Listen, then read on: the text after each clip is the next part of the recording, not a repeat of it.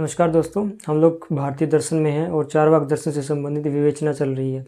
हमने चारवाक दर्शन को शॉर्ट में देख लिया था। आज हम उसको विस्तार देने जा रहे हैं, लेकिन हम दोबारा उनकी ज्ञान के सिद्धांत पर आते हैं।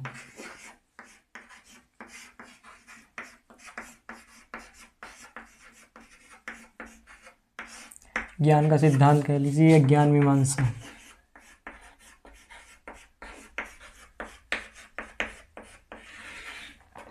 ज्ञान मीमांसा हमने इनके ज्ञान मीमांसा में दो पक्ष देखे थे, एक स्वीकारात्मक और एक अस्वीकारात्मक। स्वीकारात्मक में ये प्रत्यक्ष को ही एकमात्र प्रमाण मानते हैं और जो अनुमान प्रमाण है, शब्द प्रमाण है, उपमान प्रमाण आदि का खंडन करते हैं।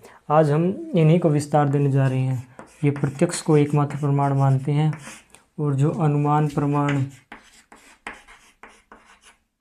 अनुमान, शब्द और उपमान आदि का खंडन करते हैं। अब हम इस प्रत्यक्ष को विस्तार देने के लिए जा रहे हैं। हम देखेंगे कि वो क्या तर्क देते हैं प्रत्यक्ष को एकमात्र प्रमाण मानने के लिए। तो देखिए, हम प्रत्यक्ष को विस्तार देने जा रहे हैं।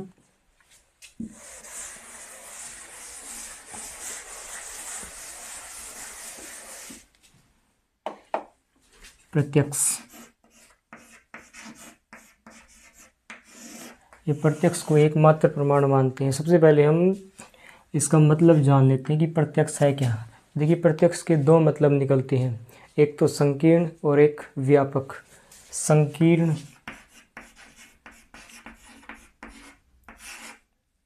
और एक निकलता है व्यापक, और जो कि मान्य है।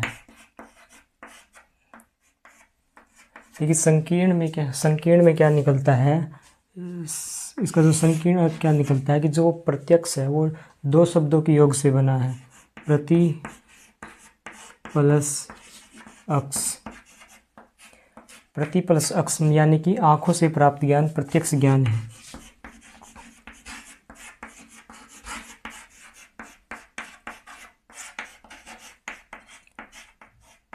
आंखों से प्राप्त ज्ञान प्रत्यक्ष है। और जो इसका व्यापक और जो इसका मान्य मतलब निकलता है वो है इंद्रियों से प्राप्त ज्ञान।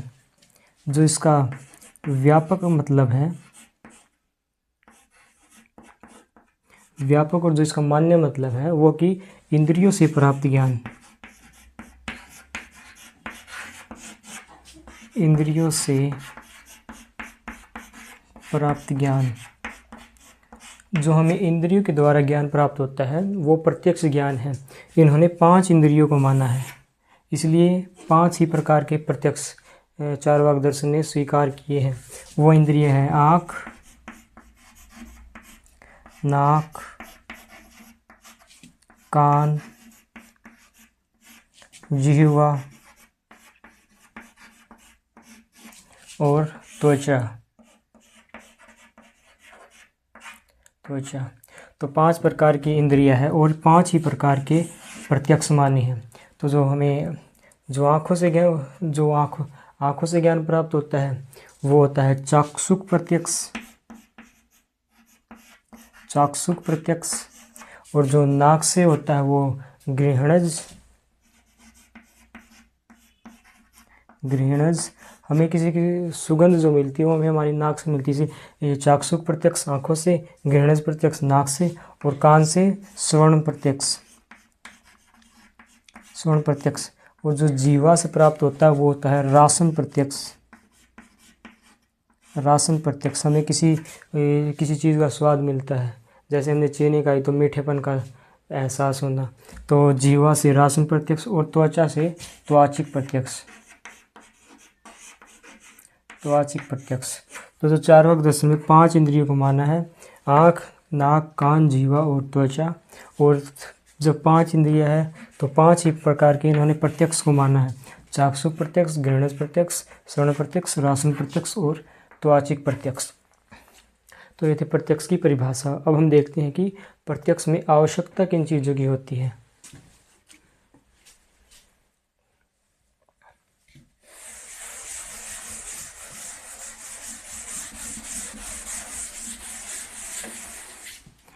अब देखिए प्रत्यक्ष में आवश्यकता किन चीज़ों की होती है, प्रत्यक्ष करने के लिए किन चीज़ों की आवश्यकता होनी चाहिए। तो देखिए 3 चीज़ों की आवश्यकता होनी चाहिए। एक है इंद्रिया, दूसरी है वस्तु और तीसरा है सन्निकर्ष। सन्निकर्ष का मतलब है कांटेक्ट। जब हमारी इंद्रियों का संपर्क वस्तु के साथ होता है तो हमें उस वस्तु का प्रत्यक्ष ज्ञान प्राप्त होता है। जब हमारी इंद्रियों का संपर्क वस्तु के साथ होता है तो हमें उस वस्तु का प्रत्यक्ष ज्ञान प्राप्त होता है। तो हमें आवश्यकता 3 चीज़ों की है, एक तो इंद्रियों की, एक वस्तु की और सन्निकर्ष की। तो अब हम प्रत्यक्ष को ही प्रमाण क्यों माने? चारवाक हम कहते हैं कि प्रत्यक्ष को ही एकमात्र प्रमाण क्यों माने?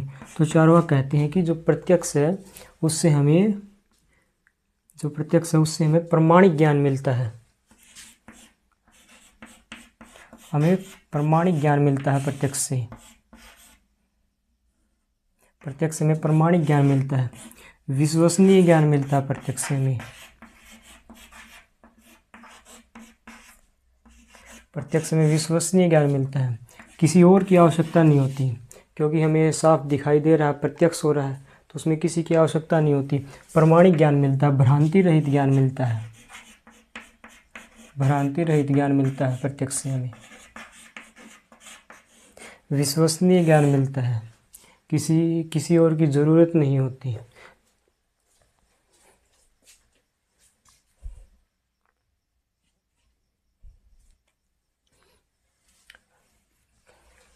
तो हमें प्रमाणिक ज्ञान मिलता है, विश्वसनीय ज्ञान मिलता है और किसी अन्य की ज़रूरत नहीं होती प्रत्यक्ष में।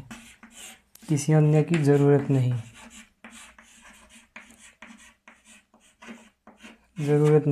तो जब चारवाकों से पूछा जाता है कि भाई हम ये बताओ, हम प्रत्यक्ष को एकमात्र प्रमाण क्यों माने, तो चारवाक कहते हैं कि जो उपरोक्त विशेषताएं प्रत्यक्ष में हमें मिलती है वो ना तो अनुमान में मिलती, ना शब्द प्रमाण में मिलती और ना ही उपमान प्रमाण में मिलती। और जो चारवाक है वो इन उपमान प्रमाण, शब्द प्रमाण आदि का खंडन करता है और इस बात की सिद्धि हो जाती है कि प्रत्यक्ष ही एकमात्र प्रमाण है, इसलिए उन्हें प्रत्यक्ष को एकमात्र प्रमाण माना है। अब हम देखते हैं कि अनुमान प्रमाण का खंडन कैसे करते हैं।